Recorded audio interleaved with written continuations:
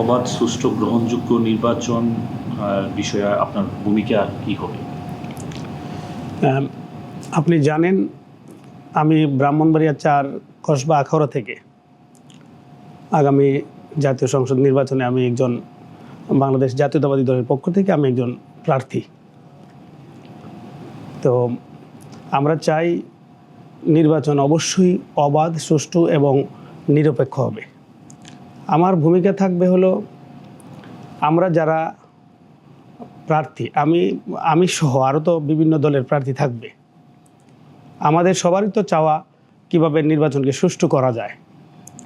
তো আমরা নির্বাচন কমিশনের কাছে এই ব্যাপারে আমরা বলবো যেন তারা বিষয়টাকে খুব পুঙ্খানুপুঙ্খ রূপে তারা নিরপেক্ষ করার জন্য যেন ভূমিকা রাখতে পারে। এবং আমাদের যারা আপনি জানেন আমাদের অঞ্চলে ভোটার সংখ্যা, আমার বেসিক্যালি কসবা এবং আখাউড়া থেকে ভোটার সংখ্যা হলো 4,50,000-এর উপরে। তো এখন আমাদের এই জনগোষ্ঠীকে সাথে নিয়ে যেভাবে শান্তি শৃঙ্খলা বজায় রেখে একটা সুষ্ঠু নির্বাচনের পরিবেশ তৈরি করা যায়, সে ব্যাপারে আমি কাজ করতে পারবো।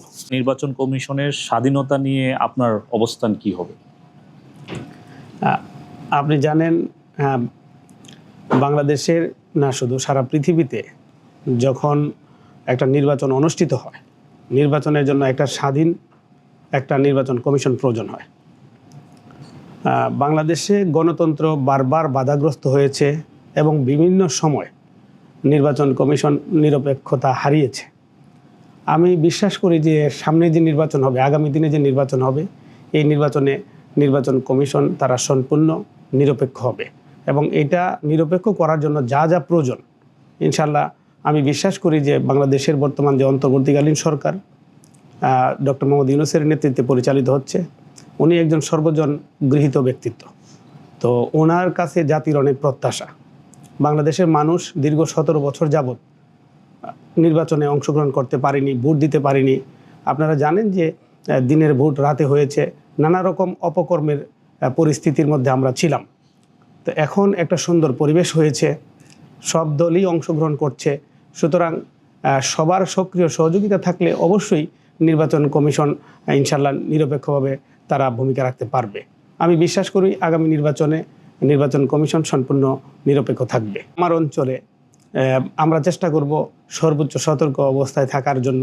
আমাদের যারা সাধারণ মানুষজন আছে ওনাদেরকে কিভাবে সচেতন করা যায় এবং নির্বাচন একটা উৎসবমুখর পরিবেশে যেন নির্বাচন অনুষ্ঠিত হয় এবং এটার মধ্যে যেন কোনো প্রকার সহিংসতা না আসে, সেই জন্য আমরা আমাদের পক্ষ থেকে, সাধারণ জনগণের পক্ষ থেকে আমরা আমাদের জনগণকে আমরা উৎসাহিত করব, তাদেরকে এই ব্যাপারে আমরা ধারণা দিব, ব্রিফ করব এবং আমরা চেষ্টা করব তাদেরকে বোঝানোর জন্য যে নির্বাচনের মাধ্যমে, একটা গ্রহণযোগ্য নির্বাচনের মাধ্যমে বাংলাদেশের নতুন করে একটা সরকার প্রতিষ্ঠিত হবে, যেই সরকারের মাধ্যমে বাংলাদেশ একটা গণতান্ত্রিক প্রক্রিয়াতে প্রবেশ করবে এবং আগামী দিনের বাংলাদেশের ডেভেলপমেন্টের জন্য, বাংলাদেশের অর্থনীতি সমৃদ্ধশালী করার জন্য এই সরকারটা অত্যন্ত গুরুত্বপূর্ণ। সুতরাং এইখানে সহিংসতার মাধ্যমে নির্বাচনকে বাধাগ্রস্ত করলে এটা আমরাই কিন্তু লুজার হবে। বাংলাদেশের এই যে 180 মিলিয়ন জনসংখ্যা আমাদের রয়েছে, আমরা কিন্তু সবাই আবার পিছিয়ে পড়ব। সুতরাং এখানে সহিংসতা করার কোনো সুযোগ নেই। আমরা চেষ্টা করব সহিংসতা এড়িয়ে কীভাবে সুন্দর সুষ্ঠুভাবে নির্বাচন করা যায়, সেই ব্যাপারে আমি আমার যথাসাধ্য সবাইকে বোঝানোর চেষ্টা করব। আপনি জানেন ব্রাহ্মণবাড়িয়া 4 কসবা আখাউড়া একটা গুরুত্বপূর্ণ এলাকা। বাংলাদেশের ভৌগোলিক কারণে আমাদের আমরা তো সীমান্তবর্তী এলাকা, আমাদের ভারতের সাথে একটা অনেক বিশাল বড় একটা সীমানার অংশ আমাদের রয়েছে। যেমন আমাদের ধরেন ব্রাহ্মণবাড়িয়া সদরের বিজয়নগর থেকে, সীমানা থেকে আঁকাবাঁকা পথে বিভিন্নভাবে আমরা কুমিল্লার একদম নয়নপুর শেষ সীমানা অর্থাৎ সালদা নদী পর্যন্ত আমাদের সীমানা বিস্তৃত। এই সীমানাটা অত্যন্ত গুরুত্বপূর্ণ। আমাদের এই সীমান্তবর্তী অঞ্চল হওয়ার কারণে আমাদের সাথে প্রতিবেশী দেশের কিভাবে সুসম্পর্ক বজায় থাকে, প্রতিবেশীর সাথে যদি আপনার একটা ভালো সম্পর্ক থাকে, একটা বন্ধুত্বপূর্ণ মধুময় সম্পর্ক থাকে, তাহলে কিন্তু তারাও শান্তি পাবে, আমরাও শান্তি পাবো। যেহেতু আমি সীমান্তবর্তী এলাকা থেকে আমি আগামী দিনের ক্যান্ডিডেট, আগামী দিনের এমপি হওয়ার জন্য আমি কাজ করছি। আমি বিশ্বাস করি যে যদি এই অঞ্চলে আমি নির্বাচিত হয়ে আসতে পারি, তাহলে দুই দেশের মধ্যে সম্পর্ক উন্নয়ন করার জন্য, যেহেতু আমার প্রতিবেশী এবং তাদের সাথে আমাদের সবচেয়ে বড় একটা বিষয় হলো যে আমাদের ব্রাহ্মণবাড়িয়ার মানে অধিবাসী যারা ছিল, অরিজিন যারা ছিল, আমি মনে করি যে কয়েক শত আমাদের এই অঞ্চলের বাসিন্দা যারা এখন বর্তমানে ইন্ডিয়াতে বাস করে, ভারতে বাস করেন, তারা ভারত সরকারের খুব উচ্চ পর্যায়ে তারা কর্মরত। সুতরাং তাদের মাটির টান আমাদের মাটির সাথে সম্পৃক্ত। সুতরাং আমার চেষ্টা থাকবে কীভাবে আমাদের এই সীমানাটাকে সুরক্ষিত রেখে দুই দেশের মধ্যে একটা বন্ধুত্বপূর্ণ একটা সম্পর্ক আমরা এখানে ঘটাতে পারি। এবং আপনি জানেন যে আখাউড়া একটা গুরুত্বপূর্ণ স্থলবন্দর। আখাউড়ার স্থলবন্দরটা অত্যন্ত ইম্পর্টেন্ট, কারণ এই অঞ্চলের মানুষের সাথে আগরতলার মানুষের একটা আত্মার সম্পর্ক, আত্মীয়তার সম্পর্ক।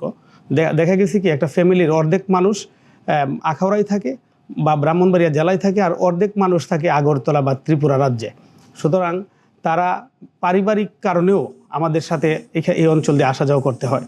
তাছাড়া এই অঞ্চলটা একটা ব্যবসায়িক জোন হিসাবে যদি আমরা গড়ে তুলতে পারি, আপনি বাণিজ্যিক করিডোর করতে পারি আমরা, যেটার মাধ্যমে যদি আমরা এই অঞ্চলটাকে ডেভেলপমেন্ট করতে পারি, এই স্থলবন্দরকে যদি ডেভেলপমেন্ট করতে পারি, তাহলে আমার এই অঞ্চলের এই সীমানার মাধ্যমে আমরা আমদানি রপ্তানি বৃদ্ধি করতে পারবো। দুই দেশের সরকারই অনেক রাজস্ব ইনকাম করতে পারবে। যেমন আপনি দেখেন যে আমাদের বাংলাদেশ থেকে প্রচুর মাছ আমরা আগরতলাতে রপ্তানি করি। তাছাড়া বাংলাদেশ থেকে সাবান রপ্তানি হয়, বাংলাদেশ থেকে বিভিন্ন আইটেম আমরা রপ্তানি করি। আবার বাংলাদেশে পাথর আসে, শাড়ি আসে, হ্যাঁ, তারপরে বিভিন্ন কসমেটিক্স আইটেম আসে। মানে আমাদের এই অঞ্চল দিয়ে বিভিন্ন প্রোডাক্ট আমরা ইম্পোর্টও করি, আবার এক্সপোর্টও করি। তো সেই ক্ষেত্রে যদি আমরা এটাকে প্রপারভাবে নার্সিং করি, দুই দেশের মানে সম্পর্ক উন্নয়নের মাধ্যমে আমরা যদি প্রপার ডেভেলপমেন্ট করি, আমি বিশ্বাস করি যে দুই দেশের সরকার অনেক রাজস্ব এই অঞ্চলের এই পোর্টের মাধ্যমে ইনকাম করতে পারবে। তাছাড়া আমাদের আপনি একটা বিষয় খেয়াল করবেন যে আগরতলা, আমাদের আখাউড়া থেকে আগরতলার দূরত্ব হয়েছে রিক্সা দিয়ে আমরা আধা ঘন্টার মধ্যে আগরতলা চলে যেতে পারি। তো আগরতলা একটা ভালো একটা এয়ারপোর্ট আছে, যে এয়ারপোর্টকে আমরা ব্যবহার করে আমরা কলকাতা সহ ভারতের যে কোনো প্রদেশে আমরা খুব দ্রুত চলে যেতে পারি। তাহলে যদি দুই দেশের সম্পর্ক উন্নয়ন করা যায় এবং এই অঞ্চলটাকে এই রোডটাকে ভালো ডেভেলপমেন্ট করা যায়, তাহলে আমরা যদি আপনার আখাউড়াতে একটা ওয়ান স্টপ ভিসা সার্ভিস চালু করতে পারি, পাসপোর্ট অফিস চালু করতে পারি, তাহলে এই অঞ্চল দিয়ে প্রচুর ট্যুরিস্টও আমাদের অঞ্চলে প্রবেশ করবে। নিরপেক্ষ, সত্য প্রকাশে আপোষহীন।